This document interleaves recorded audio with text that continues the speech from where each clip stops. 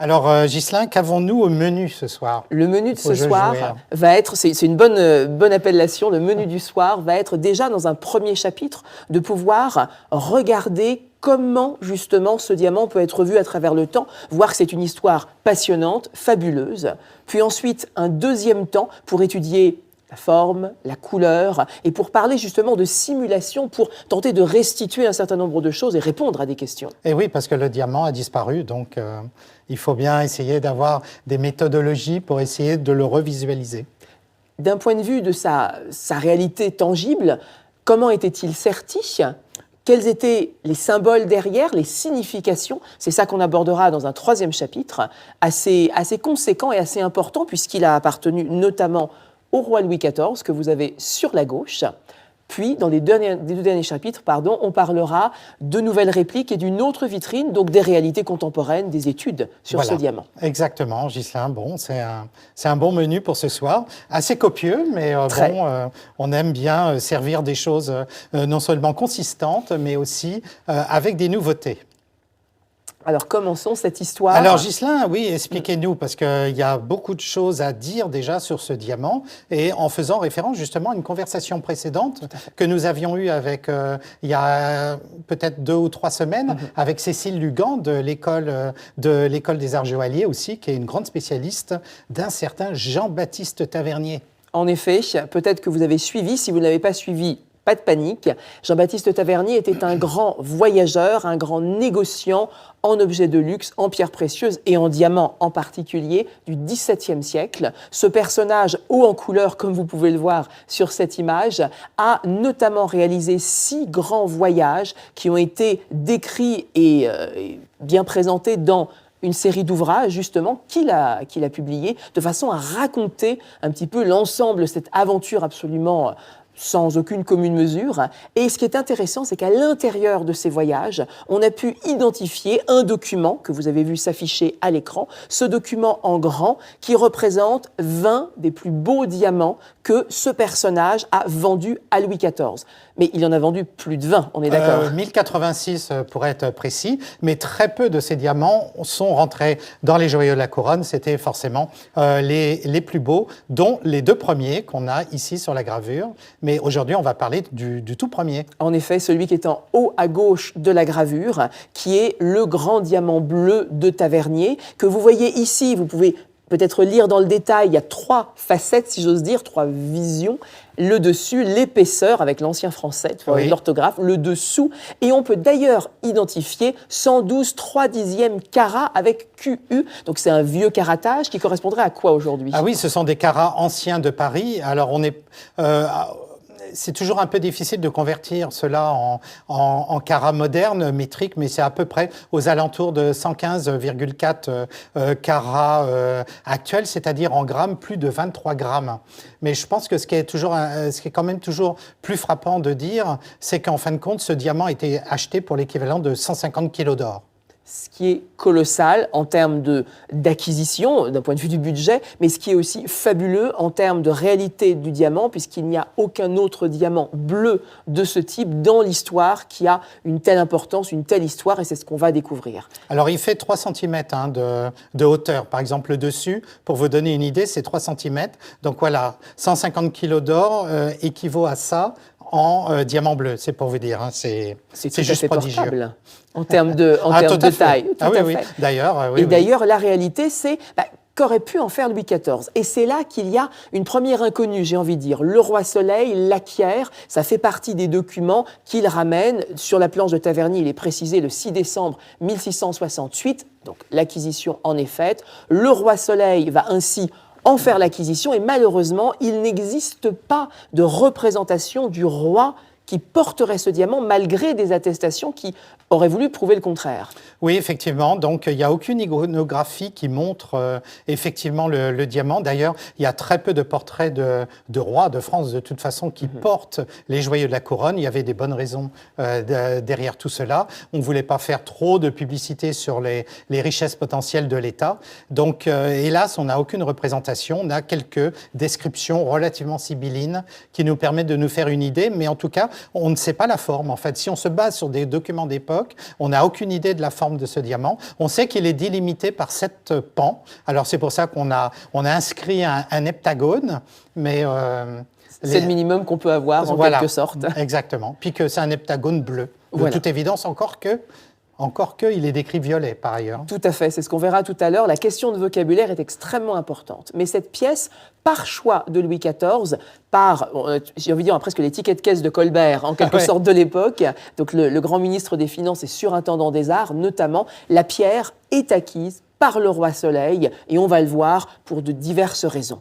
Cette pierre va donc intégrer les joyaux de la couronne de France et va passer de génération en génération, de Louis XIV à son arrière-petit-fils et successeur, le roi Louis XV. Et Louis XV qui souhaite, c'est pas vraiment un collectionneur de diamants, mais c'est quelqu'un qui va aider les métiers d'art, on dirait aujourd'hui, et il va souhaiter introduire un certain nombre de pierres exceptionnelles pour y réaliser une pièce que vous avez là à l'écran, qui est un insigne de la Toison d'Or, donc un ordre de chevalerie dont on va vous parler en détail tout à l'heure, et qui véritablement faisait 16 cm de haut, donc c'est quelque chose de fort en termes de volume. Alors c'est un bijou d'homme, hein, c'est un bijou militaire. Là vous voyez un portrait de Louis XV par Quentin de la Tour qui a été exécuté 1 an avant la création de la véritable grande Toison d'Or dont nous allons beaucoup parler aujourd'hui. Et vous le voyez, il porte déjà une Toison d'Or à son cou. C'est le bijou qui pend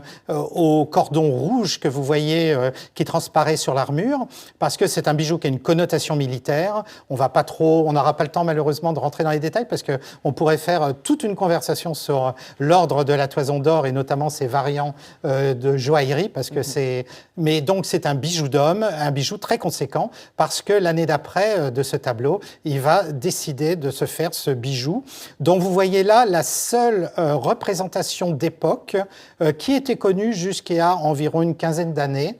On n'avait que cette source-là vraiment certifiée, attestée, et qui date donc de 1762, donc du règne de Louis XV.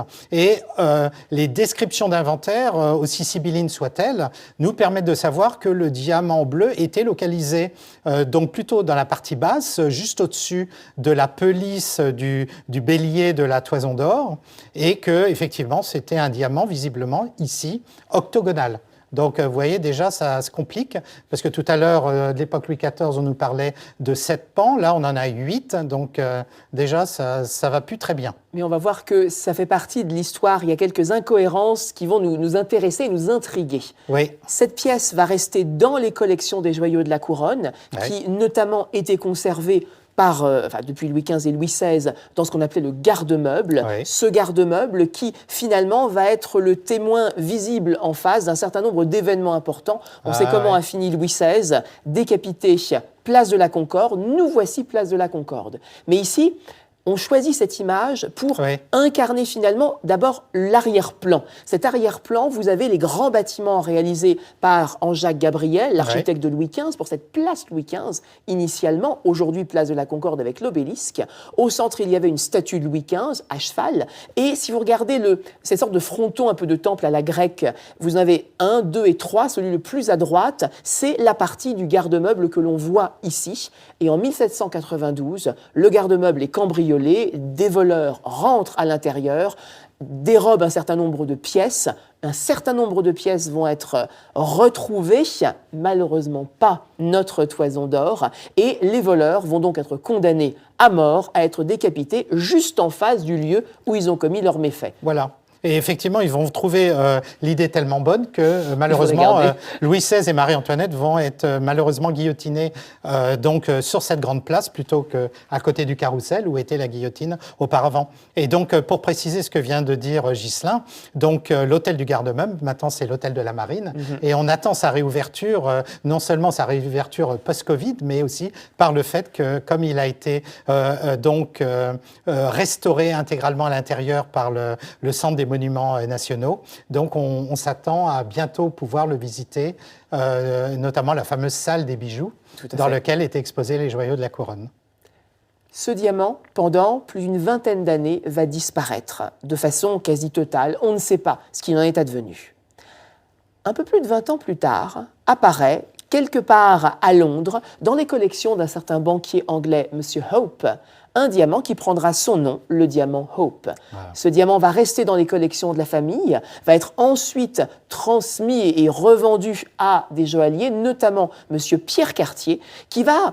Par ses connexions américaines, Pierre Cartier était celui des 3 frères Cartier qui, marié à une américaine, en charge du pôle à New York, va être connecté à la haute société américaine et va rencontrer cette femme que vous avez là, Evelyn Walsh McLean, amoureuse de Pierre, grande porteuse de bijoux, qui va immédiatement en faire acquisition, qui le gardera un certain temps dans ses collections et qui le revendra par la suite à un certain Harry Winston, qui est le grand joaillier américain, qui décidera de le donner à la Smithsonian Institution, le grand musée d'histoire naturelle à Washington, D.C. Il est ici dans sa monture par Cartier, tel que vous le voyez, et c'est aujourd'hui, comme on le dit toujours, la 2e œuvre la plus visitée dans un musée dans le monde. La première, soyons un peu chauvin, c'est la Joconde à Paris par Léonard de Vinci. La 2e des œuvres, c'est un diamant, et c'est celui-ci, ce fameux diamant bleu Hope. Et c'est un diamant bleu qui est connu de quasiment tous les Américains. Alors que je ne suis pas sûr qu'en France, on connaisse tous le Régent, qui est au musée du Louvre, qui est tout aussi beau. Et aussi intéressant historiquement, on est d'accord. Oh là oui. Revenons sur la réalité de la bizarrerie des sources iconographiques.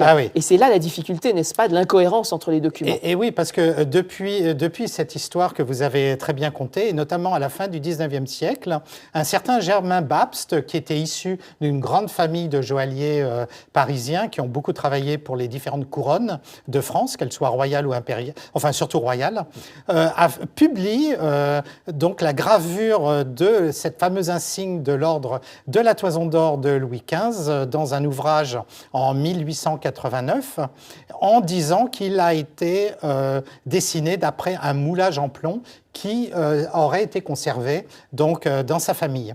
Alors vous voyez tout de suite que, notamment si on se focalise sur la pierre qui est juste au-dessus de la pelisse du bélier de la Toison d'Or, eh bien on voit une pierre qui est effectivement pas du tout, qui n'a pas du tout la même forme que celle que Pouget nous avait entre guillemets vendue en 1762, alors que la toison existait déjà et de façon assez anachronique.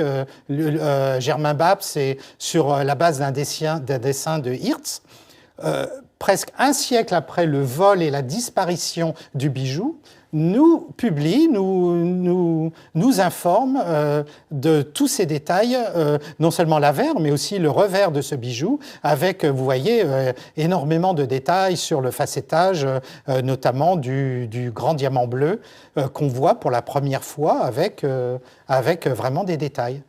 Alors c'est vraiment intriguant parce qu'on se demande comment Germain Babst, la famille Babst, a pu conserver si longtemps des dessins dans leur famille, enfin des moulages qu'on a cherchés. J'ai été contacté beaucoup d'héritiers de la famille Babst et malheureusement on ne sait pas, personne n'a connaissance de ce moulage en plomb dont mentionne Germain Babst. Et vous allez voir qu'il y a peut-être une bonne raison pour cela. Alors, ce qu'on va pouvoir découvrir, c'est que finalement, on avait besoin de preuves pour pouvoir attester ce qu'était devenu ce fameux diamant bleu. Et pour ça, il fallait retrouver des diamants de belles couleurs, assez conséquents dans les compétiteurs existants aujourd'hui. Et oui, parce que vers les années 1858, Ghislain, un certain gémologue français, Barbeau, est le premier à dire que le diamant Hope qu'on voit chez les Anglais à l'époque, c'était avant que Evelyn Walsh McLean l'acquiert via Cartier, pourrait être ce diamant bleu, peut-être le diamant bleu français qui a été volé et puis peut-être retaillé. Et alors depuis, cette hypothèse, ce modèle était celui en vogue chez beaucoup de joailliers qui faisait que, et d'ailleurs Cartier va le dire, et ça sera l'un de ses arguments de vente à Evelyn Walsh McLean, c'est un diamant royal français qui a été volé, enfin une histoire à la fois rocambolesque, à la fois chaude et froide. On ne sait pas exactement comment prendre l'histoire de quel côté, parce que c'est quand même un diamant volé, hein, voilà, et qui sera un peu le compétiteur américain. Parce qu'on va avoir une sorte, Ghislain, de guerre froide de diamant bleu. Tout à fait, il y avait un autre diamant, et si vous regardez les carats, notamment, on a le diamant Hope qui fait un peu plus de 45 carats, et de l'autre côté, le Tereshchenko, qui s'appelle le Mouawad bleu aujourd'hui, qui fait un peu plus de 42 carats, et qui nous fait d'un côté un diamant en collection américaine, de l'autre en collection russe. On a une vraie guerre froide dans cette affaire, ex-russe en effet, mais qui à l'époque justement nous permet d'avoir deux possibilités, deux candidats pour savoir ce qu'aurait pu devenir le fameux diamant bleu. Et tout ça va rester un petit peu en lice, si j'ose dire, jusqu'en 2007, quand vous avez ouvert un fameux tiroir. Oui, à peine arrivé au muséum, j'ouvre un tiroir des diamants parce que moi, je dois dire, hein, je ne connaissais pas grand-chose sur les diamants, à part tout ce que tout bon minéralogiste peut savoir sur les diamants, que c'est composé de carbone, c'est formé à haute pression et j'en passe. Donc, en arrivant au muséum, j'ouvre le tiroir des diamants. Vous le voyez, c'est vraiment la photo de 2008. Alors, il y a des diamants un peu dans la partie du milieu, dans ces petites boîtes noires et blancs, et les petits points blancs que vous voyez au milieu du noir, au milieu de la photo, ce sont des diamants. C'est des Golcondes, hein, c'est des beaux Golcondes du XVIIe siècle. Ils sont malheureusement tout petits, 0,6 carats. Vous avez des tas d'autres choses. Vous avez des fleurites violettes, etc. Vous avez des calcopyrites. Mais surtout, ce qui a attiré mon regard, c'est dans une petite boîte, il y avait donc ce moulage en plomb. Ce moulage qui m'a attiré le regard parce que c'était de loin le plus gros diamant de la collection. Alors 3 cm et j'ai là pour vous une réplique de ce moulage parce que maintenant il est exposé à Trésor de la Terre, l'exposition permanente du muséum qui j'espère elle aussi rouvrira bientôt. Alors vous voyez c'est 3 cm de largeur entre mes deux doigts, 2,5 cm de hauteur et seulement 13 mm dans l'épaisseur. Donc vous voyez on a affaire quand même à un petit objet, mais qui, quand on calcule le poids en équivalent diamant, donc en convertissant le plomb en diamant, on tombe sur effectivement un poids très proche de celui qui avait été enregistré dans les archives royales sous Louis XIV, d'environ 69 carats, c'est-à-dire ça fait environ 13 grammes. Donc vraiment quelque chose d'assez léger. Une très belle pierre. Et du coup, l'étape d'après était de le comparer au candidat numéro 1, c'est-à-dire le Hope. Oui, alors là, ce que j'ai fait, je l'avoue, ce que j'ai fait, je l'ai sorti des collections, je l'ai mis dans ma poche et je suis parti la fleur au fusil donc aux États-Unis pour le comparer au diamant Hope qui, lui, pouvait pour sûr ne pas sortir de la Smithsonian et Jeffrey Post, le conservateur de la collection de gemmes et de minéraux, que je remercierai toujours encore pendant des années, l'a gentiment desserti de son collier, c'est quand même rarement fait, et on a pu donc les mettre à côté. C'est la photo que j'ai faite sur le moment. Alors je vous avoue que j'ai quand même essayé de faire toucher le moulage en plomb avec le diamant Hope sous les yeux des grands policiers qui me regardaient, qui me fusillaient du regard. J'avais quand même l'espoir que le moulage en plomb allait absorber la matière du diamant bleu et que j'allais pouvoir repartir à Paris avec un diamant bleu au lieu d'un moulage en plomb, mais non, la magie n'a pas fonctionné. Par contre, la magie a beaucoup mieux fonctionné quand on a comparé le contour du diamant Hope à celui du moulage en plomb et on s'est vite rendu compte que ça avait l'air de bien coller parce qu'effectivement, le Tereshchenko ou le Mouawad Blue est un diamant qui aurait pu coller s'il n'avait pas été trop long et trop peu large. Ce qui fait qu'il dépasse, entre guillemets, les dimensions du moulage en plomb. Ce que ne fait pas le Hope. Donc, voilà, nous avions un gagnant et je dirais... Vous êtes reparti avec une option plus que certaine et un autre candidat qui était retiré en quelque sorte. Voilà. Et du coup, il nous restait des étapes pour pouvoir essayer de vérifier cette hypothèse, tant par la forme que par la couleur. Voilà, parce qu'on avait fait une analogie purement qualitative avec les contours. Donc là, il fallait vraiment mesurer dans les 3 dimensions, voir si vraiment les 2 diamants pouvaient rentrer l'un dans l'autre. Et ça, il faut le faire par ordinateur. Donc on a scanné le moulage en plomb. Cette fois-ci, je suis parti à Anvers pour faire ce travail. Donc on a placé le moulage dans un scanner, c'est-à-dire c'est-à-dire un appareil qui fait tourner le moulage en plomb sur 360 degrés et à chaque incrément de rotation, une image est capturée, en fait, est prise. En fait, il y en a des milliers d'images qui sont capturées, qui sont prises et qui sont digérées par l'ordinateur. Et à partir de ça, on obtient un modèle en 3D sans avoir à faire de mesures.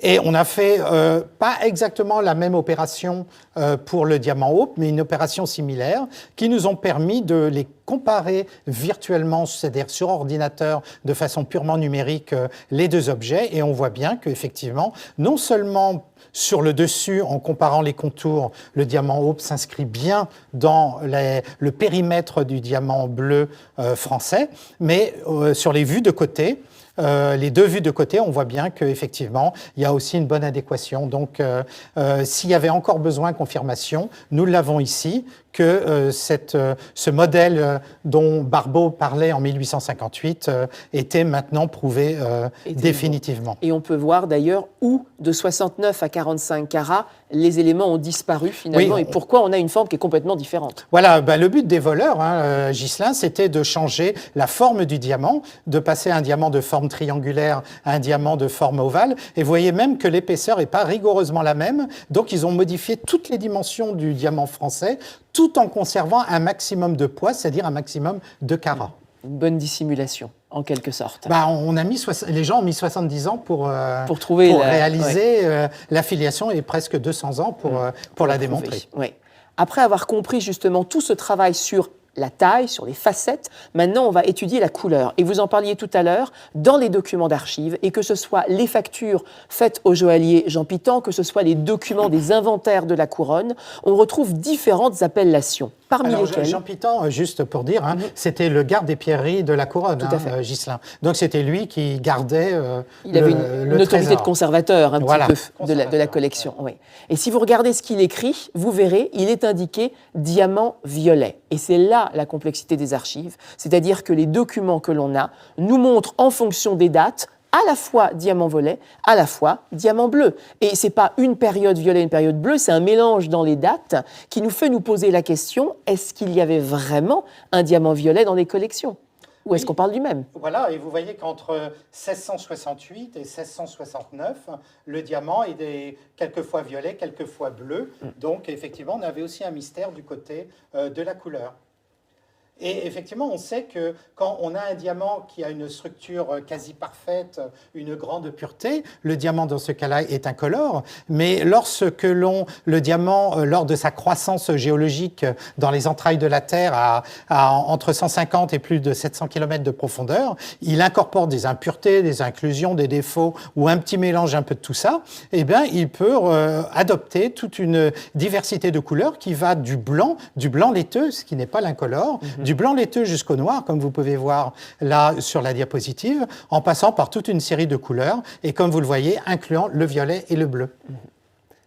Donc il fallait faire toute une recherche de simulation, d'abord avec le Hope, pour retrouver la couleur derrière les facettes. Oui, déjà j'ai essayé de comprendre ce qui se passait avec le Hope, parce que j'ai été très intrigué. La première fois que j'ai vu le Hope posé, desserti et posé sur une feuille de papier, on voyait que le centre du diamant était particulièrement clair. Et ce qui est très bizarre, parce que c'est l'endroit du diamant où il est le plus épais.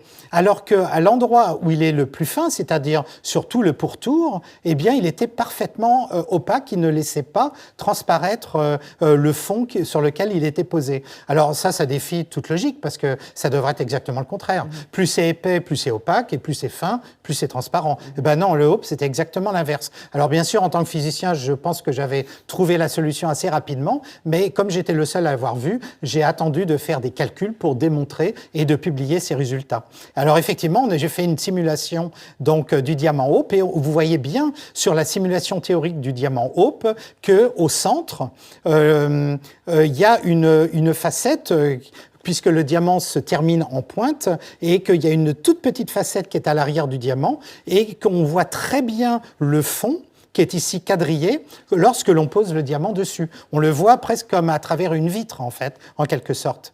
Et alors, je me suis amusé à enlever le facettage, c'est-à-dire faire l'inverse d'un lapidaire ou d'un diamantaire qui, lui, rajoute des facettes.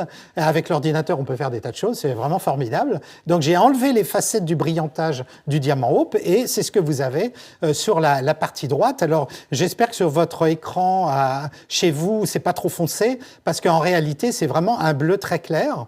Et lorsque l'on fait tourner ces modélisations, vous voyez bien que la couleur foncée est due aux facettes qui délimitent le diamant en sa périphérie, que ça soit une forme en brillant en coussin ou alors une forme purement prismatique. Mais lorsque on n'a pas les facettes comme à droite du coussin, eh bien, on a une pierre qui est un bleu beaucoup plus clair, ce qui nous a fait dire, nous, et puis moi, instantanément, quand j'ai vu le diamant, qu'il avait en fait deux couleurs. Il y a la couleur pour les gémologues, les bijoutiers, qui est la couleur apparente, en fait, qui est la couleur qu'on retrouve dans les certificats, les certificats de gémologie pour les plus grandes pierres, mais qu'en fin de compte, pour des physiciens, des chimistes, des minéralogistes, sa vraie, véritable couleur est un bleu clair. Donc on avait vraiment un prodige sur ce minéral, en fait. Et ce qui est intéressant, c'est qu'il y a aussi cette notion de couleur qu'on a vue dans les archives avant, qui est une couleur des archivistes et des historiens, où le violet aurait pu être un bleu profond pour eux, voilà. Finalement. Et là, on retrouve cette vision qu'on pouvait avoir de la pierre. Est-elle foncée? Est-elle claire? Est-elle profonde? Est-elle lumineuse? Qui sont des cas de figure que finalement chaque personne peut voir avec son œil différemment. Et oui, exactement. Et ce qui nous confirme que l'adjectif violet au XVIIe siècle voulait aussi dire un bleu. Oui, en fait. Le violet aujourd'hui serait plutôt de la pourpre, finalement, avec plus teinté de rouge. Et on le voit dans des documents, c'est qu'on en discutait d'archives,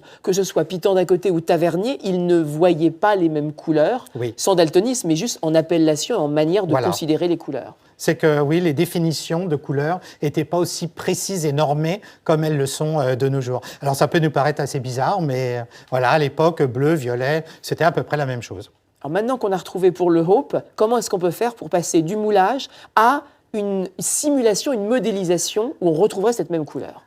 Oui, effectivement, parce que comme j'étais extrêmement déçu quand j'étais à Washington que le plomb n'ait pas absorbé la matière du diamant, j'étais vraiment très, très perturbé par ça. Alors je me suis vengé d'une autre manière en le faisant sur l'ordinateur et donc en injectant la couleur du diamant Hope dans le moulage en plomb. Mais c'est pas une injection que j'ai fait simplement avec Photoshop ou un logiciel de colorisation. On a vraiment utilisé un logiciel de la physique qui nous a permis de recalculer toutes les propriétés d'un diamant incolore, mais qui se retrouve cette fois-ci coloré en bleu et en bleu très clair, puisque c'est la véritable couleur du matériau. Et vous voyez le résultat, c'est que, encore une fois, dans la grande majorité du diamant reconstitué en 2017, eh bien, on a beaucoup de couleurs d'un bleu très soutenu, alors que la véritable couleur du diamant, à l'origine, est un bleu très clair.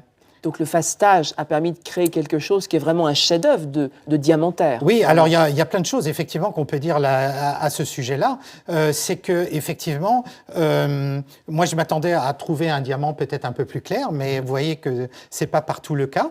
Et surtout, on voit en son centre quelque chose qu'on a vu tout à l'heure pour le diamant Hope, c'est-à-dire des facettes centrales beaucoup plus claires que celle qui entoure ce motif central. Mais dans le cas du diamant Hope, on avait simplement une petite facette à l'arrière, et on le voit là encore sur ce cliché du diamant Hope. Mais dans le cas du diamant bleu Louis XIV, c'est carrément un grand motif central, vous voyez, qui est en fait composé de 8 facettes. Une facette centrale qu'on appelle un œil, en fait, c'est assez connu dans les tailles anciennes de diamants, on connaît, c'est un facettage assez courant, qu'on retrouve dans le diamant Hope, cette petite facette tout au centre, mais à l'arrière du diamant. Mais dans le cas du diamant bleu, cet œil, entre guillemets, est entouré de 7 facettes triangulaires. Et ces facettes vont prendre la forme d'une étoile, ce qui n'est pas sans importance, puisqu'on sait que c'est une commande précise, voulue par le roi Soleil, et que du coup, c'est un choix. Ça n'a jamais été fait par hasard. Oui, parce que l'étoile, vous allez voir bientôt, va se transformer en soleil. Tout à fait, tout à fait. Et quand on est le roi Soleil, vous imaginez qu'un choix pour une telle pierre ne va certainement pas être laissé au hasard. C'est une commande spécifique qui fait partie d'une mise en scène du pouvoir, finalement. Oui. Oui, exactement. Et on n'a pas trouvé ça, cette information dès le début. Pourtant, on a regardé l'inventaire de 1691 X fois. C'est le seul document qu'on a de l'époque de Louis XIV qui nous décrit le document. Malheureusement, comme je disais, qui nous décrit le diamant, pardon. Malheureusement, on n'a pas de dessin juste à côté. Mais en tout cas, il nous dit, vous voyez, un très grand diamant violet, fort épais, etc.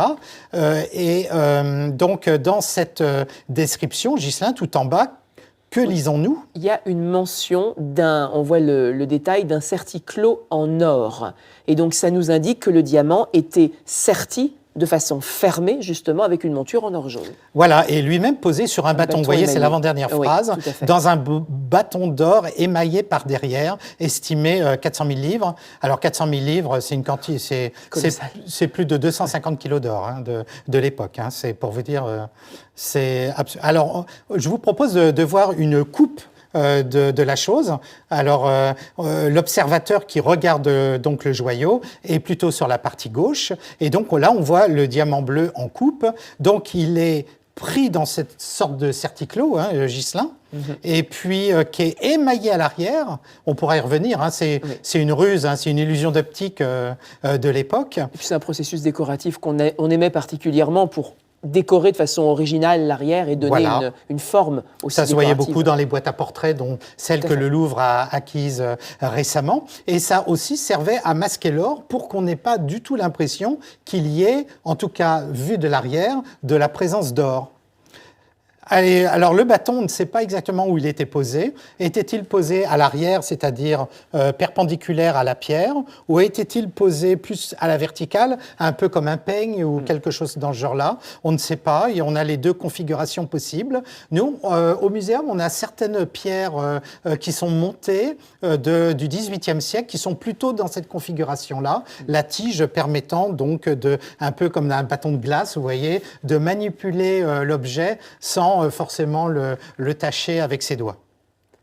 Et ça nous donne au final un joyau tel qu'il peut imaginer. Et ce qui est assez intéressant, c'est que cette vision justement de l'œil et des facettes sur la culasse se voit à travers la table, donc la grande facette qui est sur le dessus, et on ne voit pas du blanc derrière, puisque c'est pas sur du papier blanc, mais on voit le sertissage en or, et qui crée une étoile, un soleil doré à l'intérieur du diamant bleu. Exactement, on voit un peu d'or au niveau du certi tout autour du diamant, de l'or aussi sur le bâton, mais effectivement, si on retournait le bijou, de l'autre côté, on n'aurait vu que de l'émail, certainement de l'émail blanc avec des motifs de fleurs, noir et rose, c'était le style parisien de l'époque. Oui. Et alors, la magie du numérique permet de faire bouger le diamant, comme si que je pouvais le faire bouger comme ça dans mes mains pour mieux le considérer, comme disait Louis XIV à l'époque.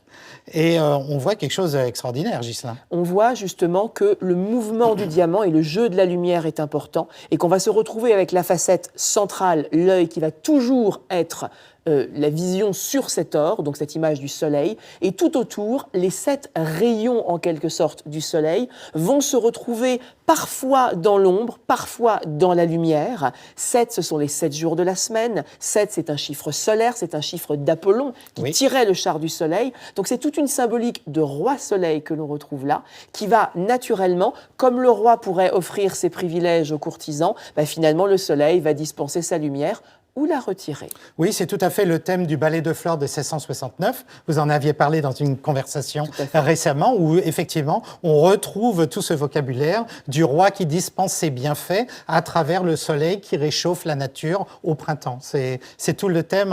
Et on est en 1669, c'est-à-dire à l'époque où le diamant bleu est arrivé à la cour, et certainement à l'époque où le joaillier du roi, ou en tout cas ses équipes, et le roi et Colbert commencent à penser à cette symbolique solaire, effectivement. Et point important, on va retrouver cette même symbolique chromatique, finalement, dans la plupart de l'iconographie royale de cette époque, et même au-delà, chez les Bourbons. Si vous regardez le grand vêtement de sacre que Louis XIV possède sur la gauche dans ce portrait par Hyacinthe Rigaud, vous avez le bleu azur du velours brodé de fleurs de lys d'or, d'azur et d'or. C'est ce que vous avez sur le blason des rois de France. C'est ce que vous retrouvez dans l'iconographie de cette horloge complètement d'azur et or au sein de la décoration de la façade côté cour du château de Versailles. La cour de marbre. Hein. La cour de marbre, tout à fait. Et au centre, vous voyez ce qu'on appelle le soleil rhodien, ce visage d'Apollon aux rayons du soleil qui illumine, j'ai envie de dire, à la fois les 12 heures de la journée, mais enfin 24 pour être exact, mais en même temps est positionné au centre du château de Versailles. Voilà, et vous voyez comment, effectivement, le soleil donne l'heure de façon assez vindicative, avec ses aiguilles en forme de flèche, qui dit ça vient bien du soleil, et c'est à destination des heures qui tournent, qui sont tout autour. Donc on voit bien la distribution du pouvoir qui est extrêmement centralisée. D'ailleurs, l'intérieur du château de Versailles, pour ceux et celles qui le connaissent bien, c'est une répartition des grands appartements, avec en son centre la chambre du roi. Pas la chapelle royale, la chambre du roi, et tout autour des salons qu'on appelle les salons des planètes, qui montrent que le monde tourne autour, les 7 planètes encore, le monde tourne autour de la figure du soleil. Voilà. Donc c'est un Louis XIV patron des arts, mais aussi, on va le voir, patron des sciences. Et oui, parce que comme il voulait se montrer au centre de toute décision des choses, avec ce pouvoir absolutiste qu'il a essayé donc de mettre en place, donc il va se mettre aussi en scène comme protecteur de la science ou des sciences, et notamment, on résiste pas à vous montrer cette vue de Sébastien Leclerc qui est une visite imaginaire de Louis XIV au Jardin du Roi, c'est-à-dire ici.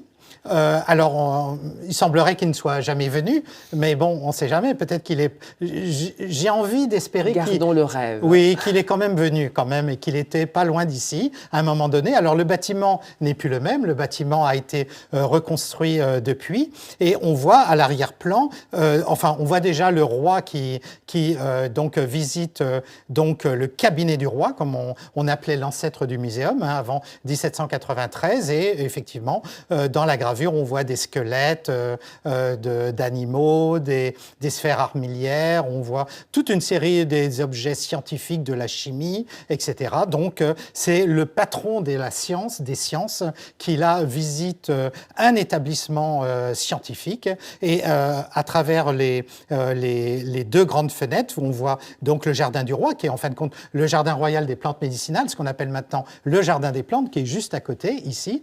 Et à l'arrière-plan, je ne suis pas sûr que la perspective géographique soit des plus réussies, mais par contre, on voit l'observatoire qui avait été donc construit peu de temps auparavant par Louis XIV pour justement avoir une meilleure compréhension des phénomènes astronomiques, et en particulier la position exacte du Soleil dans tout ce petit monde. En effet, c'est un point extrêmement important. On le sait, il y a eu ces grands débats sur la Terre est-elle au centre de l'univers, le Soleil est-il au centre de l'univers. Historiquement, le Vatican, Rome, considérait que les propos développés par Galilée, notamment Copernic et autres, d'avoir cet héliocentrisme étaient condamnables.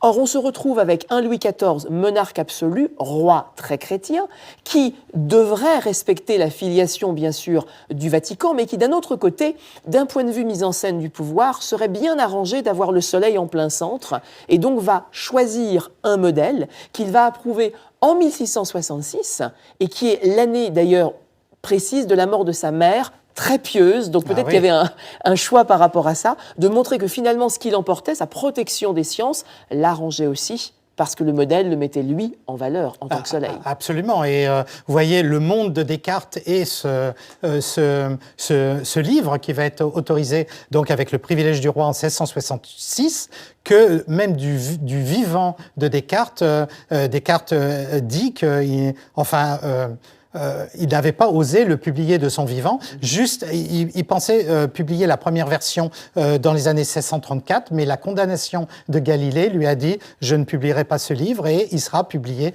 de manière posthume en 1668. Et comme vous le dites, justement, après les fiers combats de Louis XIV pour son gallicanisme, pour utiliser les mots, contre effectivement les compagnies du Saint-Sacrement, les ultramontains, le Parti des Vaux de la Reine-Mère, et ils sont nombreux, à avoir lutté contre, mais le roi avait décidé.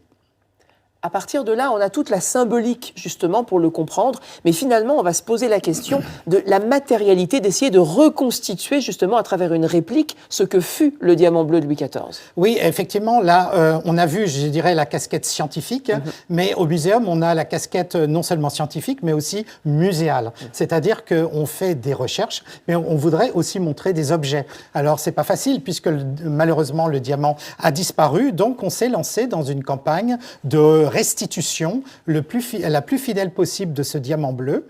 Et effectivement, on a grâce à une généreuse donation en 2009, nous avons pu créer une première réplique que vous voyez donc à droite. Mais lorsque la compare donc au calcul vraiment exact que j'ai pu faire quelques années après, c'est-à-dire en 2017, vous voyez qu'il y a quand même des différences significatives, déjà sur la couleur. On a une couleur qui est beaucoup trop bleue, beaucoup trop saphir dans la réplique. Et puis surtout, on ne voit plus notre soleil royal au milieu, ou en tout cas le motif qui, quand il est serti dans l'or, va faire que l'étoile va se transformer en soleil. Voilà, donc on s'est remis au travail assez récemment, et c'est un ami américain de New York, John Atleberg, qui a eu une idée extrêmement intéressante, c'est de faire exécuter une réplique incolore dès le départ par notre ami Patrick Dubuc, qui est l'un des plus grands lapidaires au monde au Canada, à Québec, et John Atleberg va mettre cette réplique incolore dans une machine un peu infernale où une sélection très secrète de différents métaux, de l'or, du titane, des terres rares. Je ne connais pas exactement la formule magique, mais c'est vrai que John a dû faire plein d'essais, presque une centaine d'essais différents avant d'y arriver. Et ce cocktail de métaux est vaporisé à 2000 degrés sous ultravide, de façon à créer une sorte de nuage de métal en vapeur, même presque à l'état plasmatique. Et toutes ces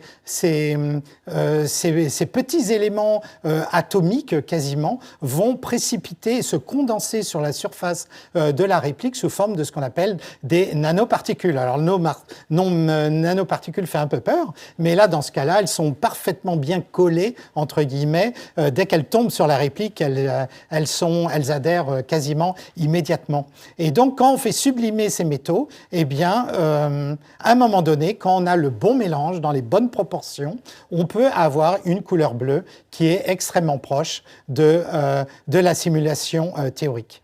Et ça permet d'avoir justement la recréation de répliques plus exactes pour pouvoir avoir cette image qui est absolument extraordinaire sur la gauche, où on a en haut, dans sa monture par la maison Cartier, le diamant Hope de la Smithsonian. Et sur le plateau blanc qui est juste devant, on peut y voir dans la partie supérieure le moulage en plomb dont on parlait au tout début, et en trio, si j'ose dire, de droite à gauche. À droite, le diamant bleu ramené par Tavernier, dans sa première version, si j'ose dire. Puis ensuite, avec sa monture, nous avons la restitution finalement du diamant bleu du Roi Soleil. Et enfin, une réplique du Hope sur la partie gauche, dont on voit cet œil, on voit la lumière qui passe à travers. Donc ça vous dit la qualité des répliques, parce que quand je vois la réplique du diamant Hope, d'ailleurs on a fait le test avec 5-6 gémologues, on leur a mis à côté l'original et la copie, l'original démonté du collier Cartier, et on a eu 50% de résultats justes et 50% de résultats faux. Donc, très beau travail. Donc on était ravis.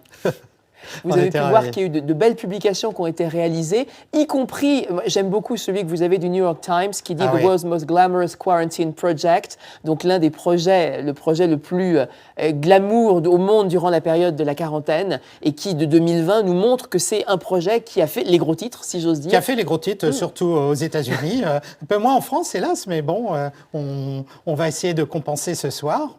Et effectivement, donc c'est... John Atleberg nous a fait un beau cadeau, Ghislain. En effet, tout à fait. Juste derrière nous, ici, à l'intérieur des collections du Muséum d'Histoire Naturelle, en septembre 2020, John Atleberg a fait le don de cette réplique exacte que vous avez sur la partie droite de ce grand diamant de Louis XIV, ce grand diamant bleu, qui nous permet d'avoir dans les collections quelque chose de visible, juste à côté des répliques des diamants de Tavernier, dont on avait parlé avec Cécile Lugan quelques semaines avant. Et un autre mécénat, cette fois-ci, de l'École des Arts Joailliers. à fait. Que nous remercions une fois de plus. Et donc, cette vitrine qui est juste derrière nous illustre au niveau de la troisième partie de l'expo Pierres précieuses, comment des pierres précieuses qui sont des instruments de pouvoir pour la monarchie vont devenir progressivement, à partir du début du 19e siècle, et notamment sous le règne de Louis XVIII, c'est-à-dire à la Restauration, vont devenir aussi des objets de science.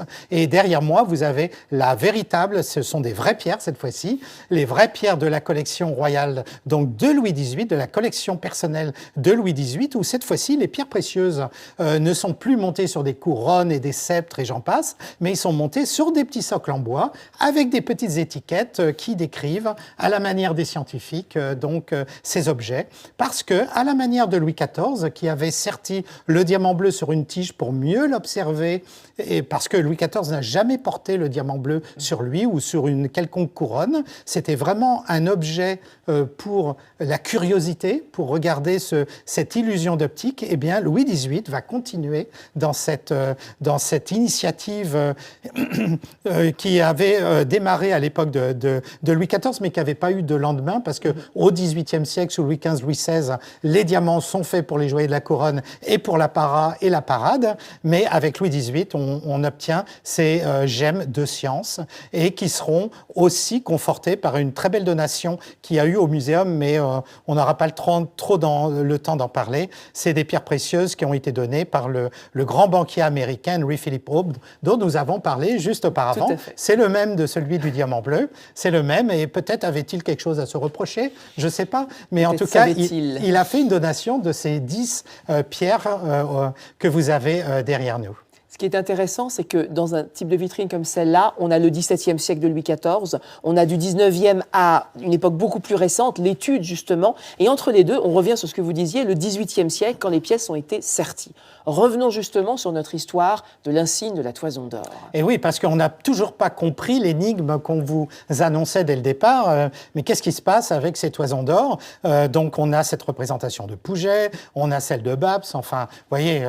Alors on comprend bien que la forme du diamant bleu, maintenant qu'on a retrouvé le plomb donc au muséum, que le dessin de Babs est beaucoup plus précis en ce qui concerne le diamant que du temps de Pouget. Alors c'est quand même étonnant que quand la Toison d'Or était visible par tous à l'hôtel du garde-meuble à la fin du XVIIIe siècle, avant qu'elle soit volée, que cette gravure ait été publiée, parce que tout à chacun pouvait vérifier que c'était une très mauvaise gravure. Tout à fait. Mais voilà. Et fort heureusement, un dessin a été retrouvé, un dessin de 1749 du créateur même de la Toison d'Or, qui était Jacquemin. Oui, il est signé Jacquemin des Linéavites, ce qui veut dire donc le créateur, le joaillier du roi, ou peut-être son fils, qui était aussi garde des pierreries sur Louis XV à la mort de son père. Et effectivement, on retrouve 2 modèles et on sait qu'effectivement, dans les archives, Jacquemin a proposé au roi 2 prototype de Toison d'Or que vous voyez là, une avec 2 saphirs et une avec 2 diamants bleus.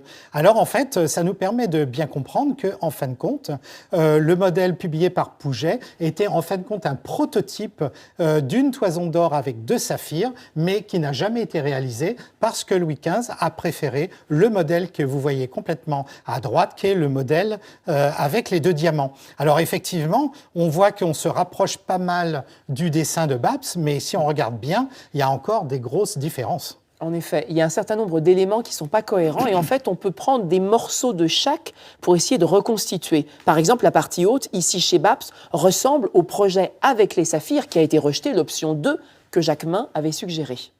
Et puis pour la partie autour du diamant bleu, comme je disais tout à l'heure, là on est extrêmement proche du prototype de toison avec les 2 diamants. Mais par contre là où ça se complique encore plus furieusement, c'est que quand vous regardez la dépouille du bélier qui symbolise la Toison d'Or, on va rentrer dans le détail de cette symbolique assez rapidement, bah, vous voyez que en fin de compte, là on a l'impression que Babs s'est inspiré de Pouget. Alors, mais le problème, c'est que le dessin de Pouget, en fin de compte, contient une énorme erreur. Le dessin est renversé, parce que dans toutes les toisons d'or, le bélier a sa tête vers la gauche et jamais vers la droite. Et vous voyez même que le dragon de la côte de Bretagne, qui est la gemme rouge qui est au centre, elle n'est pas dans la bonne position. Donc effectivement, Pouget a imprimé ce modèle de toison d'or à l'époque, mais il y a eu une erreur d'imprimerie. Ça arrive très souvent à cette époque, où les objets objets sont renversés en miroir horizontal, comme on dit. Mais cette erreur de 1762 se retrouve chez Babs en 1889. Donc on suspecte une sorte, dans le dessin de Babs, une sorte de chimère qu'on peut résumer ici, où la partie haute vient de Jacquemin 1749, la partie médiane de Jacquemin 1749 version B, version diamant, et la partie basse provient de chez Pouget, avec son erreur justement. Et donc ça nous dit que vraisemblablement ce moulage que prétend à posséder Babs dans sa famille, de mon point de vue, il n'a jamais existé, parce que c'est pas possible, tout simplement, et qu'il devait peut-être posséder plutôt une partie de ce moulage, notamment la partie centrale avec le diamant bleu, parce qu'on sait qu'elle est très juste, et qu'il a dû broder les parties manquantes, je dirais, entre guillemets, inventer, extrapoler les parties manquantes en se basant sur des documents d'époque qui étaient plus ou moins fiables.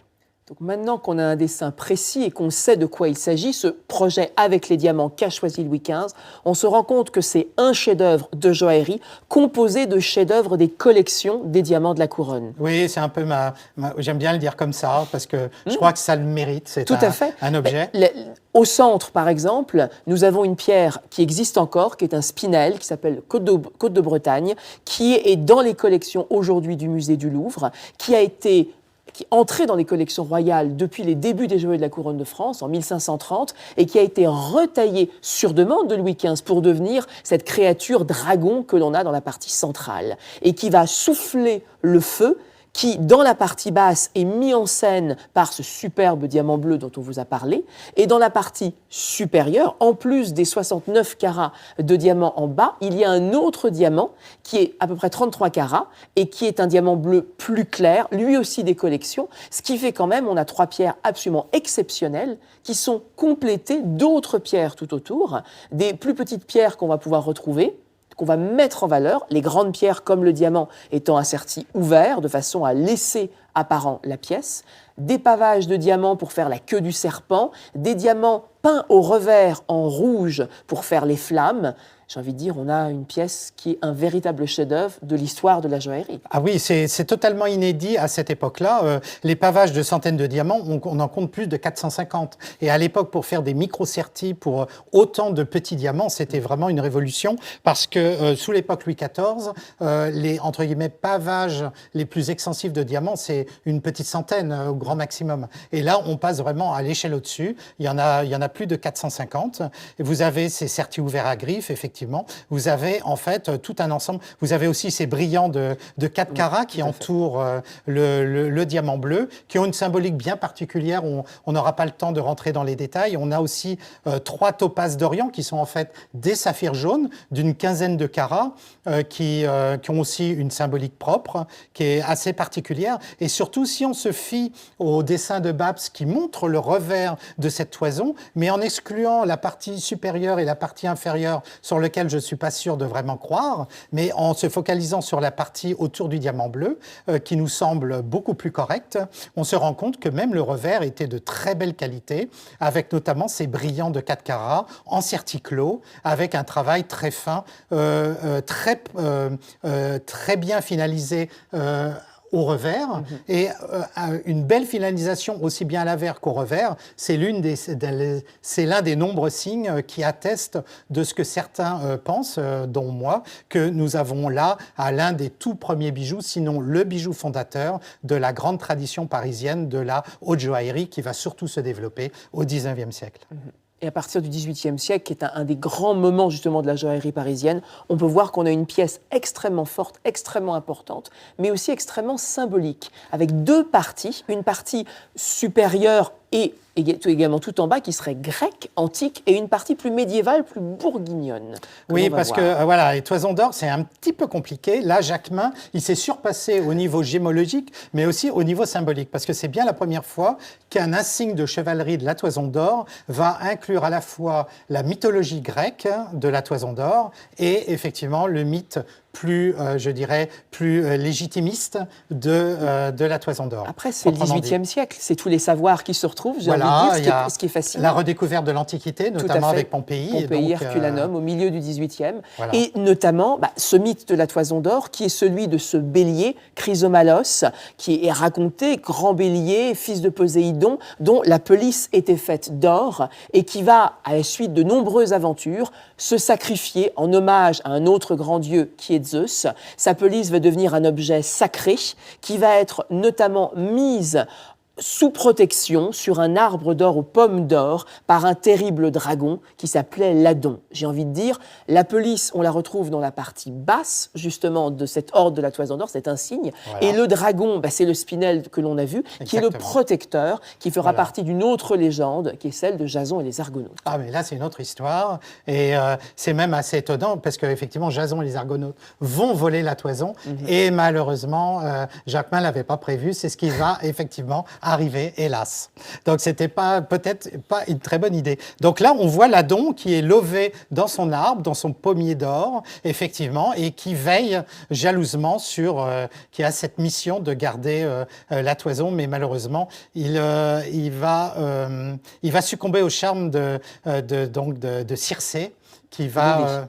de Médée, fille de Circé, qui va l'endormir avec des herbes magiques pour que Jason puisse la voler. Mais enfin, partons plutôt donc à la partie bourguignonne, qui est vraiment la symbolique la plus forte, je dirais, de cet insigne de chevalerie, parce que l'ordre de chevalerie de la Toison d'Or a été créé le 10 janvier 1430 à Bruges par Philippe le Bon, lors de son mariage avec Marie de Portugal, et parce que à cette époque-là, on est en pleine guerre de 100 ans, et puis la pucelle de Don Rémy, Jeanne d'Arc, a réussi à refédérer les troupes françaises pour une reconquête très efficace du royaume.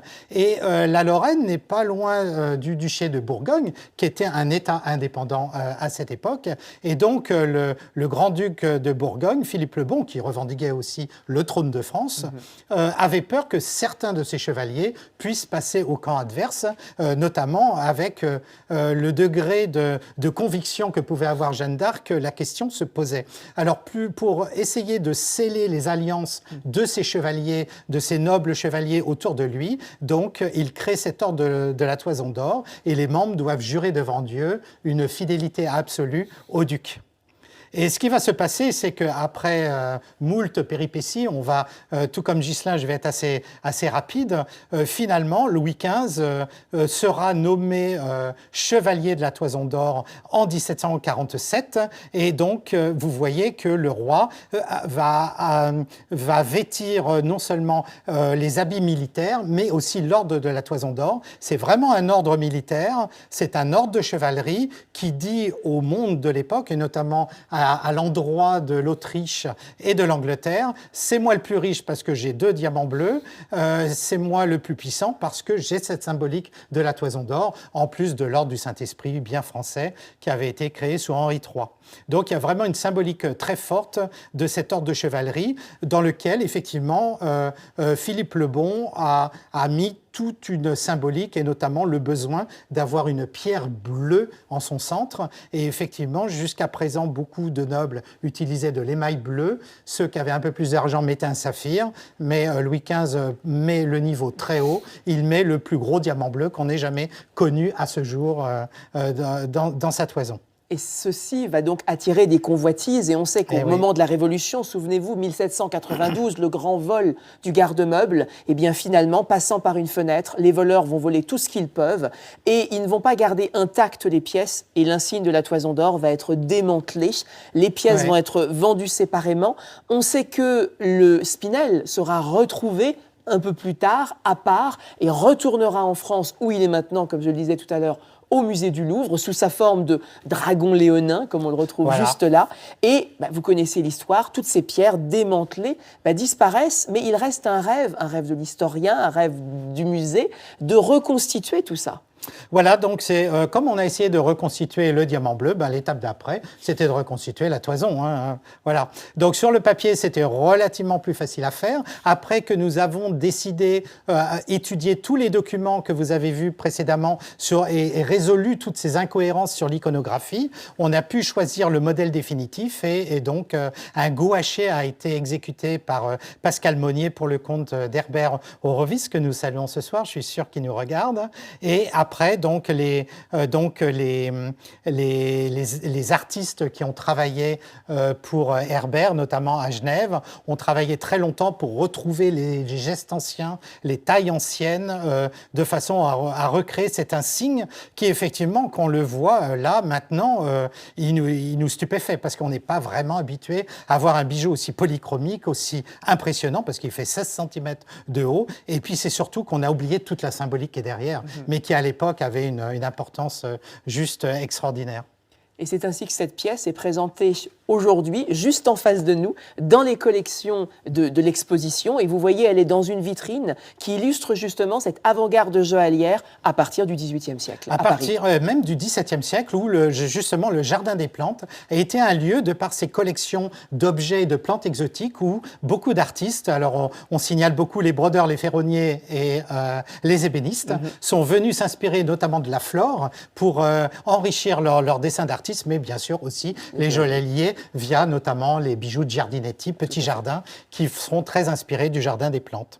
Et effectivement, nous avons une très bonne nouvelle à vous annoncer ce soir, grâce à la maison Boucheron, et je remercie Hélène Pouly-Duquesne, qui est présidente, directrice générale de Boucheron, mais aussi tous les membres et tous les personnels de cette magnifique maison qui nous a aidés, je dois le dire, dès le début, dès que nous avons commencé à travailler sur les sujets des joyaux de la couronne, puisque un certain nombre de diamants de la couronne ont été en main de cette prestigieuse maison, notamment lors des grandes ventes de 1887. Et grâce aux dons de la maison Boucheron, cette nouvelle toison d'or revient définitivement en France, au muséum ici d'histoire naturelle. Et après l'exposition temporaire Pierres précieuses qui devrait donc se clore le 22 août prochain, elle sera transférée dans l'exposition permanente Trésors de la Terre, où tout un chacun pourra la voir, l'observer, et on espère que vous serez nombreux à venir, amis franco-français de France, mais aussi amis francophones, vous pourrez vous déplacer pour venir nous voir, et nous en serons ravis.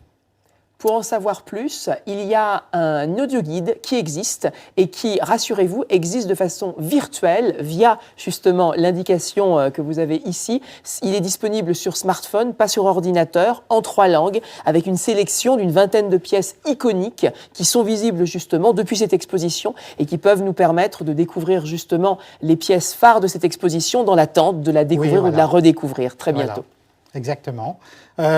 Pour ceux qui suivent toute l'actualité, la dernière publication en date avant d'autres qui vont sortir, donc vraiment un article assez scientifique sur toutes ces modélisations que nous avons refait, y compris la toison d'or.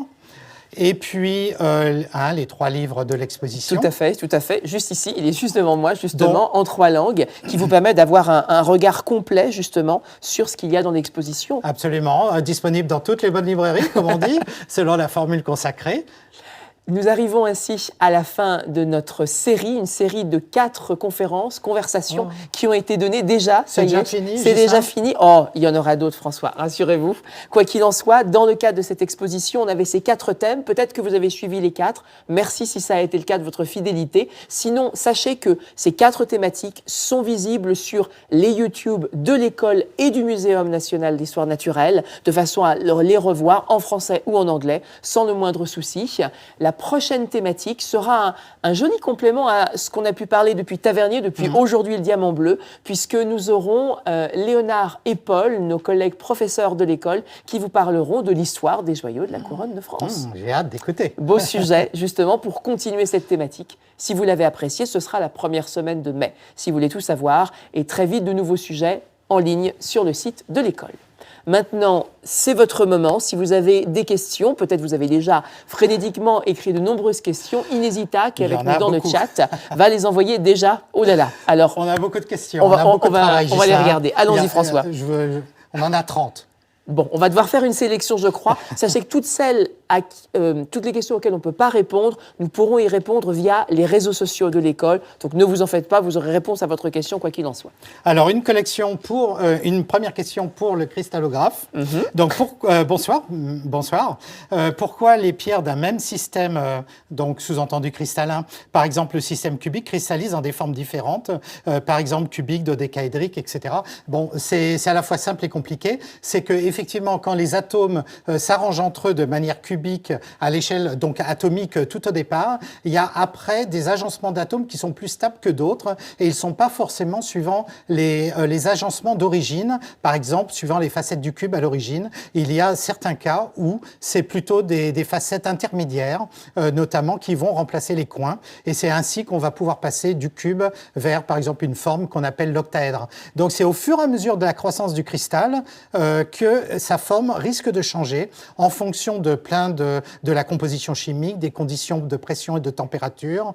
Pas trop rentrer dans les détails. Par exemple, la fluorite devient cubique à haute température, vers 400 degrés, alors qu'à plus basse température, elle est plutôt cubique. Donc, il y a tous ces ensembles qui vont faire qu'effectivement, les cristaux peuvent avoir des formes extrêmement différentes, alors qu'à la base, ils ont une même forme. Et celui qui a été à l'initiative, qui a bien compris tout ça, il est juste derrière nous, c'est René Justahui. Et quand vous viendrez dans l'exposition, vous verrez les pièces fondatrices qui ont permis donc de comprendre comment justement un cube peut donner un octaèdre. Et il y a des modèles en bois originels d'Ahui qui sont des chefs-d'œuvre de l'ébénisterie parisienne du XVIIIe siècle. Et ils ne sont pas qu'au musée du Louvre et à Versailles, il y en a aussi au Muséum. Voilà. Alors, dans quel pays a-t-il été découvert? Avez-vous des explications pour sa couleur bleue? Dans quel pays a été découvert le diamant bleu, Ghislain? Alors, à l'époque, la seule source historique de négoce des diamants, c'était l'Inde. C'est Golconde, au cœur de l'Inde. Un petit peu Bornéo, mais c'est vrai que la plupart des diamants historiques des grandes couronnes d'Europe venaient de cette... Alors, Golconde, c'est une forteresse où il y a différentes rivières qui se relient. Et finalement, on avait un certain nombre de diamants qui étaient trouvés. Enfin, trouvés, on a l'impression que c'est facile, il y avait qu'à se baisser. Mais quoi qu'il en soit, c'était dans cette zone-là que, sous le contrôle finalement des souverains de Golconde et dans une plus large ombrelle, celle de l'Empire moghol, finalement, les négoces se faisaient. Et donc, certains diamants qui n'étaient pas gardés pour les Indiens, passaient les frontières et arrivaient jusqu'à nos contrées. Très bien. Avez-vous des explications pour sa couleur bleue? Je prends la main. Oui, je pense. Ce sera plus précis que ma réponse. Voilà, alors tout à l'heure, on a dit que les diamants bleus, comme les violets d'ailleurs, c'était des diamants qui n'étaient pas totalement purs, totalement parfaitement cristallins, et notamment la grande majorité des diamants bleus, en tout cas les diamants bleus qu'on a trouvés en Inde, possèdent des toutes petites infimes quantités de bore. Alors le bore, c'est un élément chimique qui est très proche du carbone, qui est légèrement plus petit, mais qui n'a rien à voir en fait. Mais lorsqu'il s'introduit et il prend la place d'un ou deux autres atomes de carbone, eh bien, il va induire une couleur bleue. Alors, on a réussi à faire les calculs qui ont montré que cela était possible. Après, c'est très compliqué à expliquer. Donc, je crois qu'on va en rester à ce qu'on appelle la phénoménologie. Ça sera plus simple. Alors, quelle est la meilleure hypothèse sur l'état et où l'emplacement actuel du diamant bleu? Alors, le diamant Hope, actuellement... il est à la Smithsonian Institution, qui est le muséum d'histoire naturelle, dans une ombrelle qui est la Smithsonian, de plusieurs musées, à Washington, D.C., donc aux États-Unis. Il a sa salle à lui, si je ne me trompe pas. Oui, la salle, dès qu'on rentre, on ne voit que lui, parce que déjà, il est au centre, et puis il y a tellement de monde tout autour, qu'effectivement, on ne peut pas le rater. Donc à la capitale des États-Unis, à Washington. Voilà. Quelle est l'origine de cette désignation de la toison d'or? Qui l'a inventée? Commencé? Quand? Pourquoi? Alors là, comme je vous ai dit tout à l'heure, je crois qu'on pourrait faire 1, 2, 3 conversations là-dessus. Alors, l'origine grecque, on l'a eu tout à l'heure. Donc, c'est ce mythe du roi Aétès qui récupère la pelisse de Chrysomalos qui s'est sacrifié à Zeus, etc., pour pouvoir occuper le ciel, parce que Chrysomalos s'est pas sacrifié en dépit. Il le voulait, en fait, enfin, dans la tradition grecque. hein, et il a tout fait pour se sacrifier parce qu'il voulait obtenir l'éternité, et la constellation du Bélier est en hommage, selon les Grecs, donc à Chrysomalos. Et donc, voilà d'où vient cette histoire de toison d'or qui était possédée originellement donc, par le roi Étès de Colchide, qui était considéré comme le roi le plus riche du monde parce qu'il possédait cette magnifique pelisse en or. Alors, l'autre question. Alors après, pour l'ordre de chevalerie du Moyen-Âge, là, c'est extrêmement compliqué. Les historiens, je suis pas historien, donc je vais simplement répéter ce que les historiens disent. C'est qu'il y a très peu, on ne sait pas très bien pourquoi, Jean de Bourgogne et Marie de Portugal ont choisi cette nomenclature de toison d'or. Il y a des références par rapport à la Bible, où il y a effectivement, à un endroit donné, l'histoire de la toison de Josué, etc. Alors, on pense que c'est peut-être ça. C'est pas clair du tout, en fait. Les historiens sont assez débattus. On est au XVe siècle, où on est aux prémices de la Renaissance. Donc, est-ce que c'est des sources bibliques? Est-ce que c'est des sources grecques? Il y a beaucoup de mélanges et je dirais beaucoup d'interprétations. Oui. C'était surtout un outil politique. C'était un outil politique, mais aussi très religieux, parce que oui. les chevaliers prêtaient serment devant Dieu, bien sûr, justement pour pas qu'ils changent d'avis entre-temps. On leur faisait peur, entre guillemets. Et donc, on voulait fédérer pour de bon contre le exactement. Roi de France. Alors, voilà, on ne sait pas trop bien d'où ça vient, mais peut-être que dans l'avenir, il va y avoir des documents découverts qui vont être découverts et qui nous permettront d'en savoir un peu plus. Alors, je reprends parce que les questions n'arrêtent pas, donc... voilà. Donc,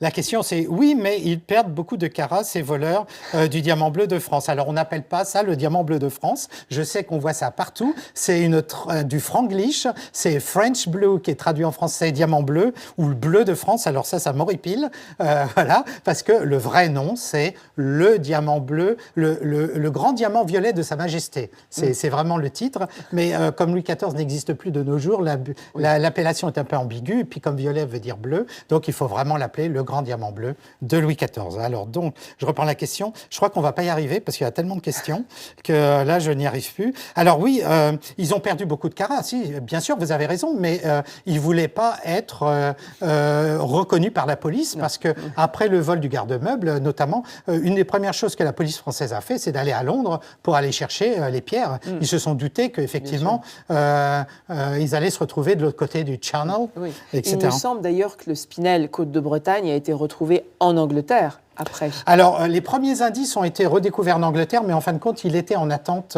aux Pays-Bas. Il attendait de passer. Non, alors, on ne sait pas trop bien, mais oui, alors ça se pourrait qu'il fait...